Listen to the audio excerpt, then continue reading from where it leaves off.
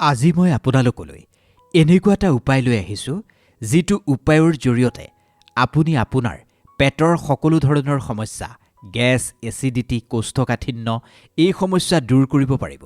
কেৱল সিমানেই নহয়, আপোনাৰ গাঁঠিৰ বিষ, আপোনাৰ শৰীৰৰ বিভিন্ন অংশত হোৱা মাংসপেশীৰ বিষ বা কোনো ধৰণৰ তেল নলগোৱাকৈ যদি আপুনি সকলো ধৰণৰ বিষৰ পৰা উপশম পাব বিচাৰিছে, তেন্তে এই উপায়টো আপোনাৰ কাৰণে হ'ব অতি গুৰুত্বপূৰ্ণ। এটা সৰু বস্তুৰ জৰিয়তে আপুনি কেইবাটাও সমস্যাৰ সমাধান লাভ কৰিব। মুখৰ কথা নহয়, পেটৰ সমস্যাৰ পৰা আৰম্ভ কৰি আপোনাৰ গাঁঠিৰ বিষ, মাংসপেশীৰ বিষলৈকে এটা বস্তুৱে সকলো সমস্যা আপোনাৰ নোহোৱা কৰি দিব। আপুনি কেৱল ভিডিঅ'টো শেষলৈকে চাব। এইটো সাংঘাতিক এটা চমৎকাৰী উপায়। আপুনি হাজাৰ ইউটিউবত বিচাৰিলেও এনেকুৱা ধৰণৰ ভিডিঅ' খুব কমেইহে পাব। আজি মই যিটো উপায় লৈ আহিছোঁ, এইটো বহু মানুহে এটা সময়ত ব্যৱহাৰ কৰিছিল। এই চমৎকাৰী উপায়টো আপুনি ব্যৱহাৰ কৰি চাওক। নিশ্চিতভাৱে 3টা দিনত আপোনাৰ সকলো সমস্যা নিজে নিজেই নোহোৱা হ'ব। তাৰ ৰিজাল্ট আপুনি লাভ কৰিব। নমস্কাৰ, মই কৃষ্ণ ভূঞা। আপুনি চাই আছে be positive and always be positive. আপোনাৰ বাৰু এনেকুৱা হয় নেকি? কিবা এটা খাই দিয়াৰ পিছতেই পেটটো ফুলি যায়, গেছ হয়, এচিডিটি হয়, ৰাতিপুৱা আপোনাৰ পায়খানাও অনিয়মীয়া হয়, যাৰ কাৰণে আপোনাৰ গোটেই দিনটো অশান্তি লাগি থাকে। এনেকুৱা হয় নেকি আপোনাৰ? চকীখনত বহি আছে, বহাৰ পৰা হঠাৎ আপুনি উঠিব নোৱাৰে, আঁঠু দুটা বিষায়। এনেকুৱা হয় নেকি শৰীৰৰ কোনোবা মাংসপেশীৰ আপোনাৰ বিষ হয়, অলপ দূৰ খোজকাঢ়িলে আপোনাৰ ভাগৰ লাগে? সেই সকলোবোৰ সমস্যাৰ সমাধান আজি আপুনি এই ভিডিঅ'টোতেই লাভ কৰিব। আগৰ দিনৰ মানুহৰ খাদ্যাভ্যাস সঁচাকৈয়ে যথেষ্ট ভাল আছিল। তেওঁলোকে বৈজ্ঞানিক দৃষ্টিভংগীৰে খাদ্যবস্তু প্ৰস্তুত কৰা নাছিল যদিও তেওঁলোকৰ নিয়মখিনি তেনেকুৱা আছিল। সেইকাৰণে আগৰ দিনৰ মানুহ বহু দিন জীয়াই থাকে। আদা, নহৰুৰ প্ৰয়োগ ইমান ধুনীয়াকৈ এটা সময়ত মানুহে কৰিছিল, সেয়া আজিকালি একেবাৰে দেখিবলৈ পোৱা নাযায়। আজিকালি মানুহে একেবাৰে ইজি প্ৰচেছ এটা বিচাৰে। যিবোৰ স্বাস্থ্যৰ কাৰণে হানিকাৰক সেইবোৰ মানুহে খাই বেছিকৈ ভাল পায়। স্বাস্থ্যৰ কাৰণে যিবোৰ উপকাৰী সেইবোৰ মানুহে কিন্তু খাব একেবাৰে নিবিচাৰে। আজি মই যিটো উপায় লৈ আহিছোঁ, সেই উপায়টো 2টা বস্তুৰে প্ৰস্তুত কৰিব লাগিব। এটা হৈছে আদা। আদাৰ লগত আন কি বস্তু আপুনি এড কৰি এই গোটেই প্ৰক্ৰিয়াটো কৰিব পাৰিব, সেয়া মই জনাম। সেই উপায়টো কৰাৰ পূৰ্বে কিছুমান কথা আপুনি জানি লোৱাটো দৰকাৰ। প্ৰতিখন ঘৰতেই গেছৰ সমস্যাত ভুগি থকা একোজন মানুহ নিশ্চয় থাকে। প্ৰতিখন ঘৰতেই বিষৰ সমস্যাত ভুগি থকা একোজন মানুহ থাকে। পেটটো ভালদৰে পৰিষ্কাৰ নহয় কাৰণে মানুহৰ আজিকালি বিভিন্ন ধৰণৰ বেমাৰ আজাৰ হ'বলৈ ধৰিছে। কিন্তু বিশেষ উপায়েৰে প্ৰস্তুত কৰা এটুকুৰা আদাই এই সকলোবোৰ সমস্যা নোহোৱা কৰি পেলাব পাৰে। এটা টুকুৰা আপুনি আদা ল'ব লাগিব। সেই আদাৰ লগত আপুনি কি এড কৰিব লাগিব সেইখিনি মই আপোনাক ক'ম। প্ৰথমে আপুনি এই গোটেই সমস্যাটোৰ পৰা পৰিত্ৰাণ পাবৰ কাৰণে এটা ডাঙৰ টুকুৰা আদা ল'ব। মোটামুটি আপুনি 100 গ্ৰাম মানৰ এটা আদাৰ টুকুৰা ল'ব। সেই আদা টুকুৰাৰ বাকলি আপুনি খুব ধুনীয়াকৈ পৰিষ্কাৰ কৰিব।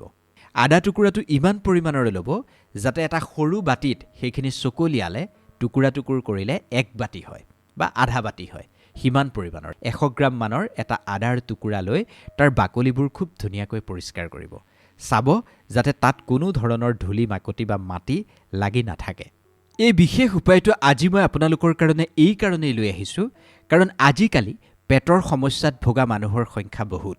সকলোৰে এটাই সমস্যা, কিবা এটা খালে হজম নহয়, পেটটো ফুলি থাকে, গেছ হয়, ভালদৰে পায়খানা নহয়, গোটেই গাটো বিষাই থাকে, বহিলে উঠিব নোৱাৰোঁ, উঠিলে বহিব নোৱাৰোঁ, অলপ দূৰ গ'লে ফোপনি ধৰে, মাংসপেশীৰ বিষ হয়, গাঁঠিবোৰ বিষায়, আঁঠু বিষায়।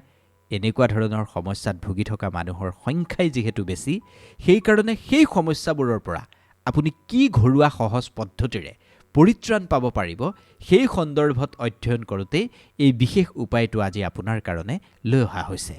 মই আজি যিটো উপায় লৈ আহিছোঁ, সেই উপায়টো আজিয়ে যে প্ৰথম হ'ব তেনেকুৱা নহয়। বহু আগতে এনেকুৱা ধৰণৰ উপায় বয়োজ্যেষ্ঠসকলে কৰিছিল।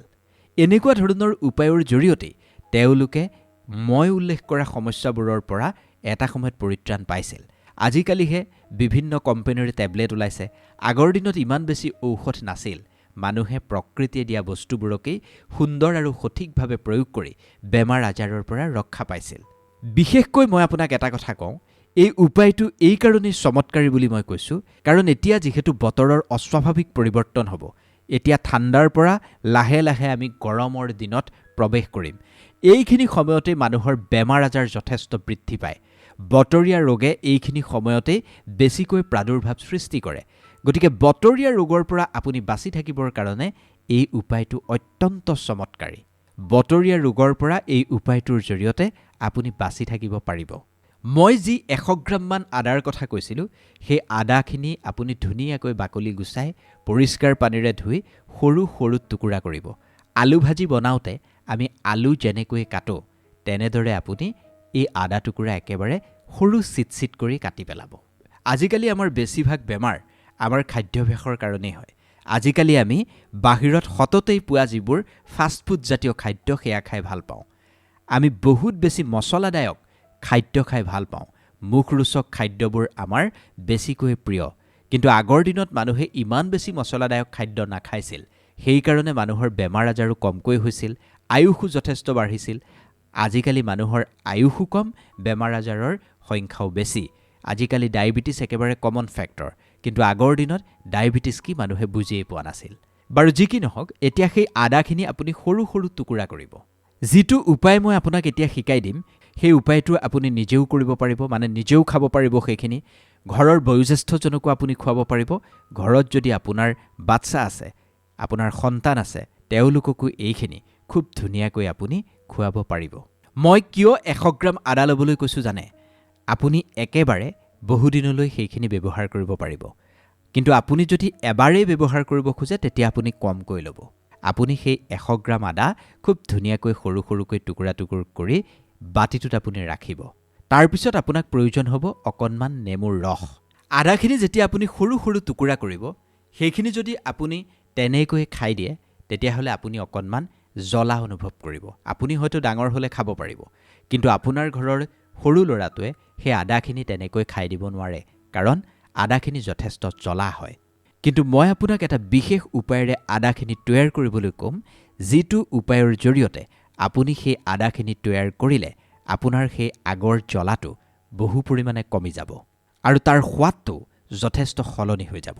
এই বতৰৰ পৰিৱৰ্তনৰ সময়ত মানুহৰ বিষজনিত সমস্যা যথেষ্ট বাঢ়ি যায়। কিয় কৈছোঁ? মানে ভাইৰেল ফিভাৰত আক্ৰান্ত হোৱাৰ পিছত গোটেই সৰ্বশৰীৰত এনেকুৱা বিষ হয়, যিখিনি সহ্য কৰি থকাটো একেবাৰে অসহ্যকৰ হৈ পৰে। সেয়া বয়োজ্যেষ্ঠজনৰ পৰা শিশুলৈকে সকলোৱে প্ৰচণ্ড বিষ অনুভৱ কৰিবলগীয়া হয়।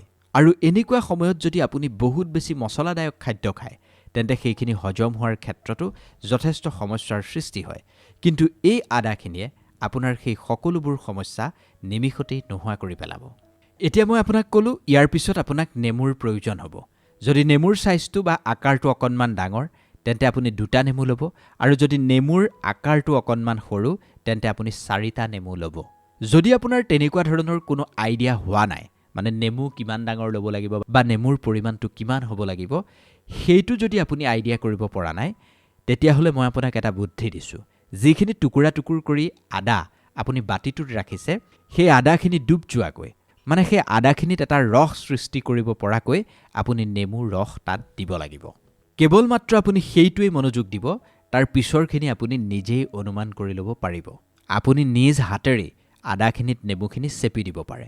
এনেকুৱাকৈ চেপিব যাতে সেই আদাখিনি মোটামুটি ডুব যায়। মানে আদাখিনি লৰাই দিলে এটা ৰস যাতে তলত দেখা পোৱা যায়, সিমানখিনি নেমু আপুনি তাত দিব।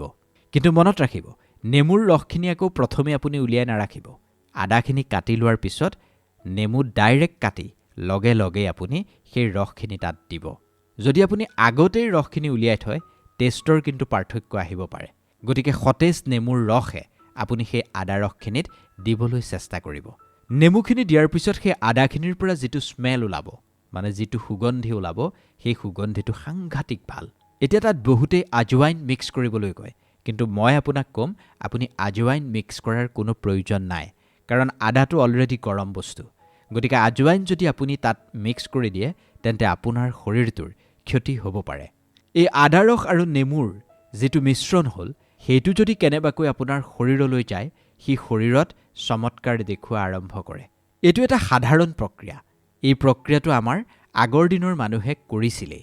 মই আজি আপোনালোকক সেই কাৰণে অলপ নতুনকৈ এই প্ৰক্ৰিয়াটো বুজাবলৈ চেষ্টা কৰিছোঁ মানে আদাখিনি আপুনি টুকুৰা টুকুৰ কৰি বাতিটোত ৰাখি তাত আপুনি নেমু চেপি দিয়ক নেমুৰ ৰসখিনি আপুনি তাত উলিয়াই পেলাওক তাৰ পিছত আদাখিনি আৰু নেমুৰ ৰসখিনি আপুনি মিক্স কৰিবলৈ চেষ্টা কৰিব যেতিয়া আপুনি নেমুখিনিৰ লগত আদাখিনি আপুনি মিক্স কৰি থাকিব আপুনি দেখিব আদাখিনিৰ কালাৰটো সামান্য সলনি হৈ গৈছে আদাখিনিৰ কালাৰটো সলনি নোহোৱালৈকে চামুচ এখনেৰে সেইখিনি আপুনি লৰাই থাকিব আৰু এটা কথা আপোনাক মই ক'বলৈ পাহৰিছিলোঁ আদাখিনিত যে আপুনি নেমুৰ ৰসখিনি চেপিব তাৰ ওপৰত আপুনি অকণমান সন্ধ্যা নিমখ ঢালি দিব অকণমান আপুনি সন্ধ্যা নিমখ দিব লগতে যদি আপোনাৰ ঘৰত আছে অকণমান ক'লা নিমখো তাত এড কৰিব তাৰ পিছতহে সেইখিনি মানে আদাখিনি নেমুৰ ৰসখিনি সেই সন্ধ্যা নিমখখিনি বা ক'লা নিমখখিনি আপুনি মিক্স কৰিব সন্ধ্যা নিমখ কিয় ল'ব লাগে যিখিনি মানুহে কেঁচাকৈ খাব নোৱাৰে তেওঁলোকে সন্ধ্যা নিমখ খালে একো খেলিমেলি নহয় যেতিয়া আপুনি সালাড খাব প্ৰায় আপুনি সন্ধ্যা নিমখ খাবলৈ চেষ্টা কৰিব কেৱল মাত্ৰ ৰান্ধি খোৱাৰ ক্ষেত্ৰত আপুনি নৰ্মেল নিমখটো ব্যৱহাৰ কৰিব বাকি যদি আপুনি কেঁচাই খাবলগীয়া হৈছে তেতিয়াহ'লে আপুনি সন্ধ্যা নিমখ ব্যৱহাৰ কৰিব সেইখিনি গোটেইখিনি যেতিয়া আপুনি মিক্স কৰি থাকিব এখন চামুচেৰে যেতিয়া লৰাই থাকিব আপুনি দেখিব আদাখিনিৰ ৰং একেবাৰে সলনি হৈছে আৰু তাৰ তলত যিখিনি নেমুৰ ৰস পৰি আছে সেই নেমুৰ ৰসৰ কালাৰটো লাহে লাহে চেঞ্জ হ'বলৈ ধৰিছে ইমান ধুনীয়া স্মেল আহিব আপুনি দেখিলেই খাওঁ খাওঁ যেন লাগিব সেইখিনি এনেকুৱা পৰ্যায় পাবগৈ আপুনি আদাখিনি খালেও তেতিয়া আপোনাৰ জ্বলা অনুভৱটো বেছিকৈ নহয় মই আপোনাক কৈ দিছোঁ সেইখিনি এনেকুৱা লাগিবগৈ যেন আমি একেলগে যে কেতিয়াবা গোট খাই টেঙা খোৱাৰ আমেজ লওঁ সেই টেঙা খোৱাৰ দৰে এটা সুগন্ধি বিয়পি পৰিব সেইখিনি মিক্স কৰাৰ পিছত যদি আপোনাৰ অকণমান জ্বলা খাবলৈ অসুবিধা হয় তেতিয়া আপুনি সেইখিনি ৰাতি বনাই ৰাতিপুৱা খাব বা ৰাতিপুৱা আপুনি বনাই ল'ব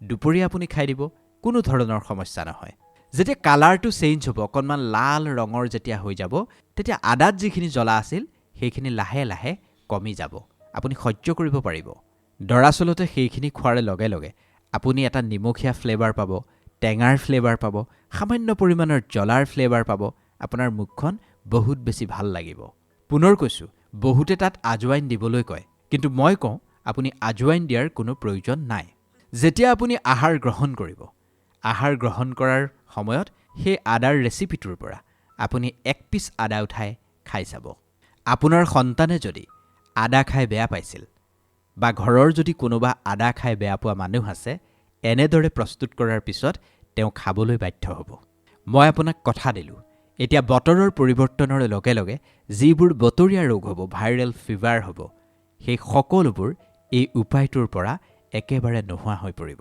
এই আদাখিনি এতিয়া আৰু সাধাৰণ হৈ থকা নাই এই আদাখিনিৰ ভিতৰত এতিয়া এক চমৎকাৰী শক্তি আছে এই ভিডিঅ'টো চোৱাৰ পিছত আদা যিহেতু আপোনাৰ ঘৰত আছে নেমু যিহেতু আপোনাৰ ঘৰত আছে আপুনি প্ৰস্তুত কৰি চাওক খাই চাওক তাৰ পিছত আপুনি মোৰ ভিডিঅ'ত কমেণ্ট কৰি জনাব একেবাৰে সহজ এটা প্ৰক্ৰিয়া কিন্তু আমি সঠিক পদ্ধতিৰে প্ৰক্ৰিয়াটো কৰিব নাজানো কাৰণে তাৰ পৰা আমি উত্তম ফল লাভ নকৰোঁ আজি মই এই প্ৰক্ৰিয়াটো আপোনাক শিকাই দিলোঁ কেইটানো বস্তু লাগে অকণমান আদা লাগে অকণমান নেমুৰ ৰস লাগে অকণমান সন্ধ্যা নিমখ আৰু ক'লা নিমখ লাগে সন্ধ্যা নিমখ নেপালে আপুনি ক'লা নিমখে এড কৰি খাই চাওকচোন এবাৰ উপায়টো কৰি 3 দিন আপুনি ৰেগুলাৰলি খোৱা আৰম্ভ কৰক আপুনি পেটৰ সকলো সমস্যাৰ পৰা পৰিত্ৰাণ পোৱাৰ লগতে আপোনাৰ শৰীৰত হৈ থকা বিষজনিত সকলো সমস্যাৰ পৰা পৰিত্ৰাণ নিশ্চিতভাৱে পাবই আমি আশা কৰিম এই ভিডিঅ'টোৱে আপোনাৰ লগতে আন 10 জনৰো উপকাৰ সাধন কৰিব যদি আপুনিও আমাৰ সৈতে একমত